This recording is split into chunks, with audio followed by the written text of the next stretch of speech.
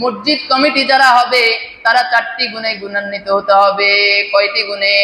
4টি গুণে গুণান্বিত হতে হবে। প্রথমত আল্লাহ বলেন, মান আমানা বিল্লাহ, যারা আল্লাহর প্রতি বিশ্বাস স্থাপন করেছে তারা এই মসজিদের কমিটি হবে, তারা এই মসজিদকে রক্ষণাবেক্ষণ করবে, তারা এই মসজিদের দায়িত্ব গ্রহণ করবে। দ্বিতীয় ব্যক্তি যারা, আল্লাহ তাদের ব্যাপারে বলেন ওয়াল ইয়াউমিল আখিরি, যারা পরকালের প্রতি বিশ্বাস স্থাপন করবে। আল্লাহ রাব্বুল আলামিন কিয়ামত ঘটাবেন, হাসর নাসর ঘটাবেন, ফুলসিরাত আছে, জান্নাত জাহান্নাম আছে, এই যাবতীয় বিষয়গুলোর প্রতি যারা বিশ্বাস স্থাপন করবে তারাই মসজিদ কমিটির দায়িত্ব গ্রহণ করবে, তারা এই মসজিদ আবাদ করবে, তারা এই মসজিদ রক্ষণাবেক্ষণ করবে।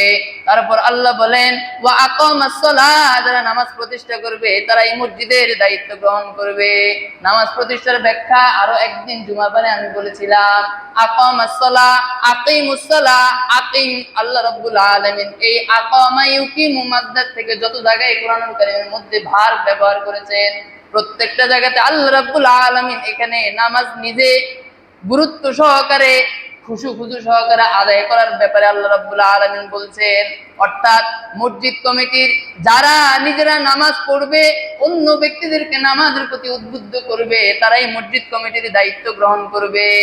তার মানে আমরা সহজ কথাই বলতে পারি, যারা নামাজি তারাই হবে মসজিদের দায়িত্বশীল। ঠিক কি ঠিক না?